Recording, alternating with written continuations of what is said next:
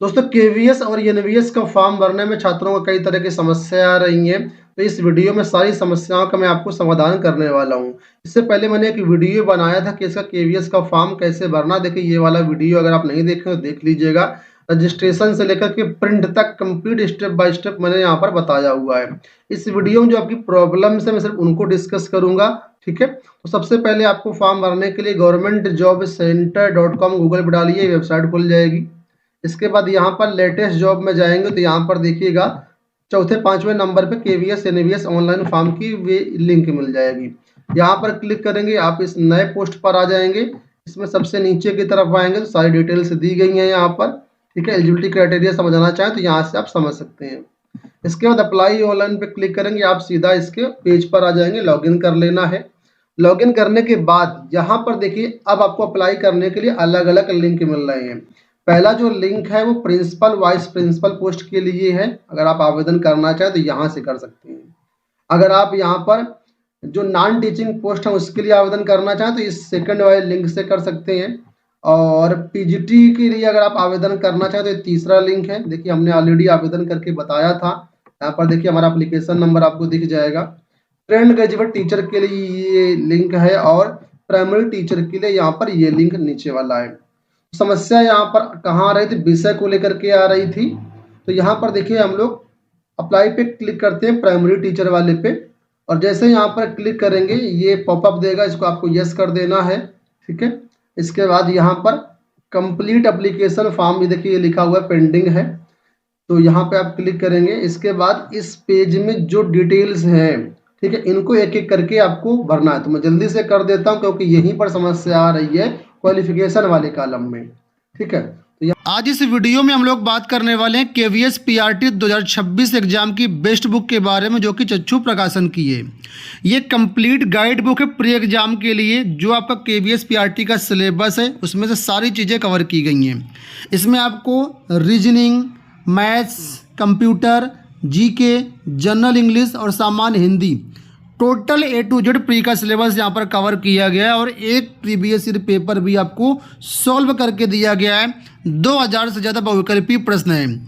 यहाँ पर इसका सिलेबस देखेंगे तो सारी चीज़ें आपको समझ में आ जाएंगी किस तरीके से सिलेबस डिजाइन किया गया। 100% according to KVS PRT syllabus के अकॉर्डिंग ये बुक है। इस पीआरटी 2023 का पेपर भी आपको हल करके दिया गया ताकि आप चीज़ों को समझ पाएँ, कैसा पेपर आता है उसका आप एनालिसिस कर पाएँ। इस बुक की भाषा काफ़ी आसान है, आसानी से कोई भी एवरेज विद्यार्थी अच्छी तैयारी यहाँ पर कर सकता है। हर चैप्टर में पहले कंटेंट को अच्छी तरीके से एक्सप्लेन किया गया, इसके बाद परीक्षा उपयोगी महत्वपूर्ण प्रश्न दिए गए और लास्ट में यहाँ पर आपको पूरी आंसर शीट भी दी गई है। ये बुक आपको ऑनलाइन अमेजन, फ्लिपकार्ट, स्नैपडील की वेबसाइट पर मिल जाएगी, फिर चच्चूबुक्स.com की वेबसाइट पर भी मिल जाएगी। लिंक वीडियो के डिस्क्रिप्शन बॉक्स में दिए गए, एक बार चेकआउट जरूर कर लेना। अब दोस्तों यहाँ पर किस पोस्ट के लिए हम आवेदन करना चाहते हैं उसको यहाँ पर सेलेक्ट करना है। तो जो नॉर्मल प्राइमरी टीचर होता है वो पहला वाला है। अगर आप यहाँ पर प्राइमरी में म्यूजिक टीचर के लिए आवेदन करना चाहते हैं तो दूसरा ऑप्शन यहाँ पर है। अगर आप प्राइमरी टीचर में स्पेशल एजुकेटर के अंतर्गत आवेदन करना चाहते हो तो तीसरा यहाँ पर आपको टिक करना होगा विकल्प। अब आवेदन करने से पहले आप लोग जो एलिजिबिलिटी क्राइटेरिया है वो चैनल पर जाकर के अच्छे से देख लीजिएगा कि एलिजिबिलिटी क्राइटेरिया क्या क्या रखी गई है। अदरवाइज फिर बाद में आपको यहाँ पर परेशानी हो सकती है। तो यहाँ पर देखेंगे तो हमने ये वीडियो यहाँ पर बनाया हुआ शैक्षिक योग्यता में बड़ा बदलाव, इसमें हमने सारा कुछ बताया हुआ, इस वीडियो को आप देख लेना। ठीक है, अब देखिए यहाँ पर फॉर्म आगे कैसे भरना वो हम आपको बताते हैं। तो यहाँ पर नॉर्मल जो प्राइमरी टीचर है उसका आपको फल भर करके बता रहे हैं। ठीक है, तो यहाँ पर मीडियम पूछ रहा है तो मीडियम यहाँ पर हम हिंदी, इंग्लिश जो भी हम यहाँ पर इंग्लिश सेलेक्ट कर लेते हैं। फिर लैंग्वेज कम्पिटेंसी ऑप्शन, यहाँ पर कई सारे ऑप्शन दिए गए हैं आपको, हिंदी और अलग अलग भाषाएं यहाँ पर दी गई है। तो जो भी आपको अच्छा लगता है वो यहाँ पर आप सेलेक्ट कर सकते हैं। यहाँ पर हमने हिंदी सेलेक्ट किया हुआ है। हिंदी इंग्लिश में पढ़ाने की आपकी प्रोफिशिएंसी है या नहीं है तो हम यहाँ करेंगे यस। कंप्यूटर नॉलेज यहाँ पर करेंगे यस। अब जो कैप्चा कोड यहाँ पर दिया गया उस कैप्चा कोड को यहाँ पर सिंपल सा टाइप करना है और यहाँ पर सेव एंड नेक्स्ट पे क्लिक करके आगे बढ़ जाना है। अब यहाँ पर मेन क्वालिफिकेशन का पेज आएगा जहां पर ध्यान से चीजों को समझना है आपको। सबसे पहले 12th की डिटेल्स आपसे मांगी गई है, मार्कशीट के अनुसार ये भरना है आपको। तो 12th यहाँ पर पास्ट भरेंगे। ठीक है, ईयर ऑफ पासिंग, किस साल आपने पास किया हुआ है तो यहाँ पर ईयर ऑफ पासिंग में अपने हिसाब से आपको मार्कशीट के अनुसार जिस साल आपने पास किया वो यहाँ पर हम सेलेक्ट करेंगे। कोर्स स्ट्रीम में पूछ रहा है तो यहाँ पर senior secondary, higher secondary, class 12 with 50% marks है। ठीक है, नीचे senior secondary, higher secondary, class 12 from recognise board, तो 50% या जो भी आपके ऊपर अप्लीकेबल होता है वो टिक करेंगे यहाँ पर। यूनिवर्सिटी या बोर्ड कहाँ से आपने किया हुआ है, तो जो भी आपका बोर्ड है, जो भी आपका कॉलेज मतलब है, वहां से आप टिक करेंगे। तो उत्तर प्रदेश वाले छात्र ये वाला टिक करेंगे। रिजल्ट मोड परसेंटेज है, सीजीपीए, तो यहाँ पर परसेंटेज हम टिक कर देते हैं। इसके बाद यहाँ पर मार्क्स मान लीजिए 600 का है, टोटल मार्क्स है। आप टेंट मान लीजिए आपको 500 मिले तो परसेंटेज ऑटोमेटिक आ जाएगा। अब सब्जेक्ट कौन कौन से रहे तो यहाँ पर सारे सब्जेक्ट आपको डालने होंगे। ठीक है, जो भी आपके सारे सब्जेक्ट यहाँ पर, तो आपको यहाँ पर सिंपल सा टाइप कर देना है। मैं डेमो के लिए यहाँ पर 3 डाल दिए हैं, पूरे डाल सकते हैं यहाँ पर। इसके बाद आएंगे ग्रेजुएशन की डिटेल्स में। ग्रेजुएशन अगर आप पास हैं तो यहाँ पर पास भरेंगे, और अगर आपके ऊपर ग्रेजुएशन अप्लीकेबल नहीं है तो यहाँ पर नॉट अप्लीकेबल करेंगे।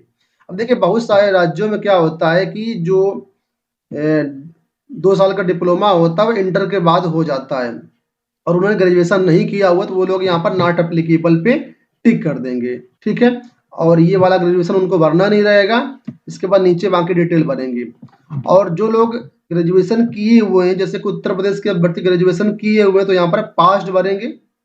ठीक है, ईयर ऑफ पासिंग में यहाँ पर जिस साल उन्होंने ग्रेजुएशन पास किया हुआ है वो ग्रेजुएशन यहाँ पर सेलेक्ट करेंगे। कोर्स स्ट्रीम में जाएंगे तो यहाँ पर 2 ऑप्शन भी आपको मिल रहे हैं। पहला यहाँ पर ध्यान से देखिए, ये बीएलएड का ऑप्शन है कि 4 वर्षीय जो बीएलएड कोर्स होता है वो आपने किया हुआ है। दूसरा ऑप्शन है यहाँ पर bachelor degree in music performing art from recognised institute और university with music studied in the years of degree as a main subject. जो लोग म्यूजिक वाले हैं वो यहाँ पर टिक करेंगे। अब अगर आपने नॉर्मल ग्रेजुएशन किया हुआ तो यहाँ पर उसका कोई विकल्प नहीं है नॉर्मल ग्रेजुएशन का।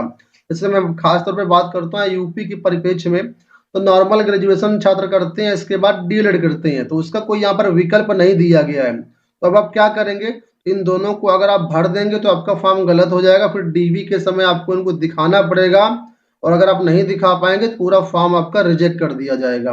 तो उस केस में भी यूपी के छात्र को यहाँ पर नॉट एप्लीकेबल ही टिक करना होगा, क्योंकि मैं आपको बता दूं कि जो डीएलएड कोर्स होता है वो उसकी एलिजिबिलिटी 12th है, ग्रेजुएशन नहीं है।